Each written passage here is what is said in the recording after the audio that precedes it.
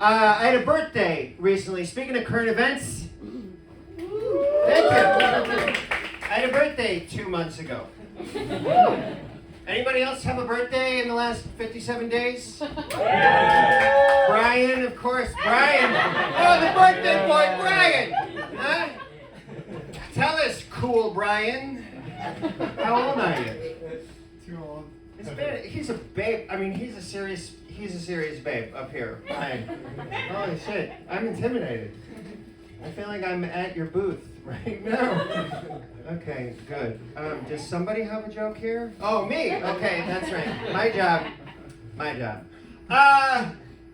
47. I turned 40 motherfucking 7 years old. Yeah, that's a lot. I'm going through this thing where I'm trying to figure out if I need to start tucking my shirt into my pants. And it's a battle every morning. And my wife is like, don't do that. I'm like, don't you think with that? She's like, please don't tuck your shirt in. My wife's 37. She knows what's up. Thank you. She's actually 36. She'd be mad at me for calling her 37. When I was born, Bette Midler was 30 years old. And Joe Biden was 72. Yow! It is fucking old over here. It is old over here. To be sure. And you know what? People tell me I look great, which is so nice. But I'm still gonna die on time. Right? All of this looks wonderful. All of this still dying. Okay? All of the cigarettes I smoked. The crystal meth I smoked. Right? I smoked heroin a couple times. Anybody?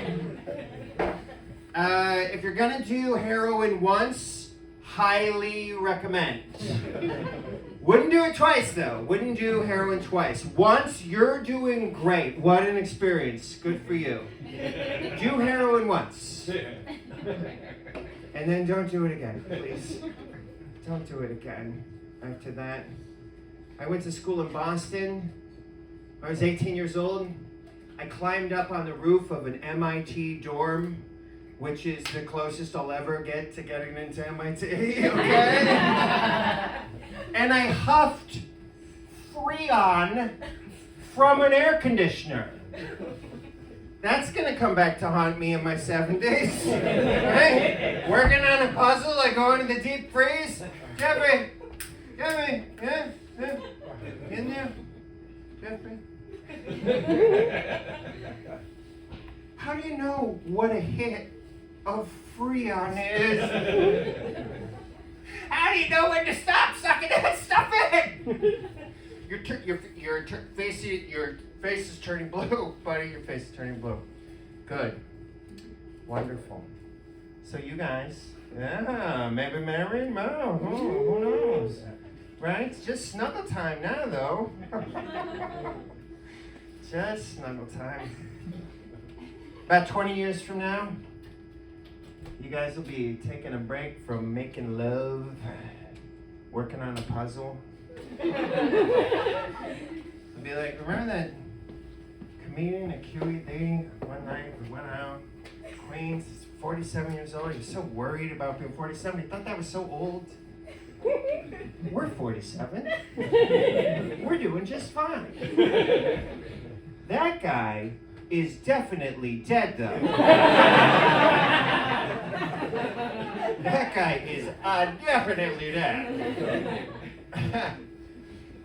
And it's crazy because I came up with all these comedians who were in their 30s, and I'm having a drink with my buddy the other night. I'm like, dude, do you realize that I graduated high school the year you were born?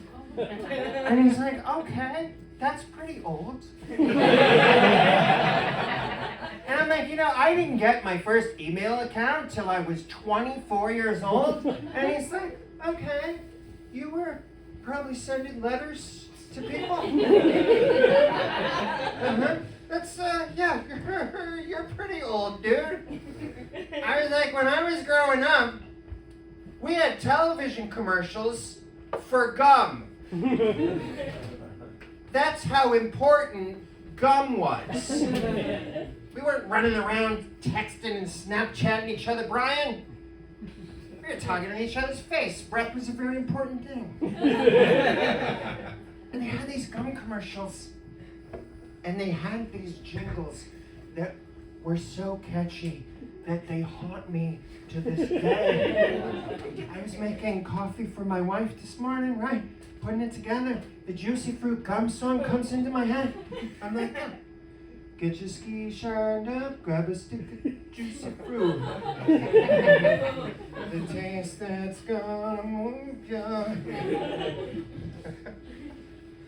I say it ironically. It's like in my DNA. I say it ironically. The IRS calls, right? I look at my phone. I'm like, oh, IRS. Well, get your skis shined up. Grab a stick of juicy fruit. Hello, this is Tony. That's a fake name. Thank you. Let's file that joke with the planet jokes, okay? I love it, but it never works, and I do it anyway. This Juicy Fruit commercial, okay, let's talk about it before I go. Let's talk about it, all right? They're trying to figure out how to sell this gum, these ad guys in 1982, and this ad guy is like, I don't know how we sell this gum, Juicy Fruit. It's not minty. It's not fruity. It tastes like a sugar-free banana. How are we going to sell this thing? We need something sexy. And one of his guys is like, okay, I got an idea. Let's get some LA hotties, right? Send them out to Lake Michigan. They're going water skiing. They're popping the gum. Everything's sexy. He's like, great. So this commercial comes on that I'm watching when I'm 7 years old, right? This Jeep pulls up. All these hotties get out. The ladies are all in bikinis, and the men take their shirts off, and they all have these wonderful 80s hairy chests and mustaches and white teeth and curly brown hair, and I wish they were my dad. And the song starts, and they start water skiing. Get your skis shined up, grab a stick of juicy fruit. The taste that's gonna move ya. Get it all up, put it out.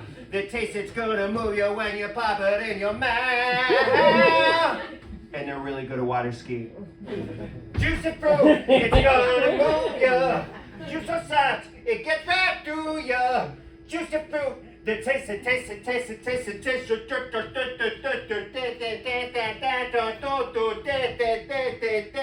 gonna move ya.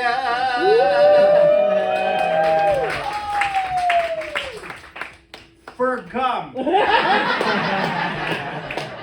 That's how fucking old I am. 1982. The coolest musicians in Los Angeles walk into a music studio, and the lead guy's like, so listen, fellas, folks over at Juicy Fruit Gum, they're giving us $175,000 to do a little jingle for their commercial. So the first thing we're gonna do is that plate of cocaine. So get your skis shined up. Little band by the name of Guns N' Roses. That's a lie. That's not Guns N' Roses. But let me tell you this. That song was so catchy that it changed popular music forever. Right? 1982. Juicy Fruit Gum commercial song. 1989. Little band by the name of Bon Jovi coming up through the charts. They have a hit. Bad Medicine. Your love is like bad medicine. Bad medicine is what I mean. Well, get your skis shined up, grab a stick of juicy fruit. The taste that's gonna move ya. Brian, you had a cell phone in high school? I was jerking off to gum commercials. You guys have been great. Thanks a lot. Give it up for you.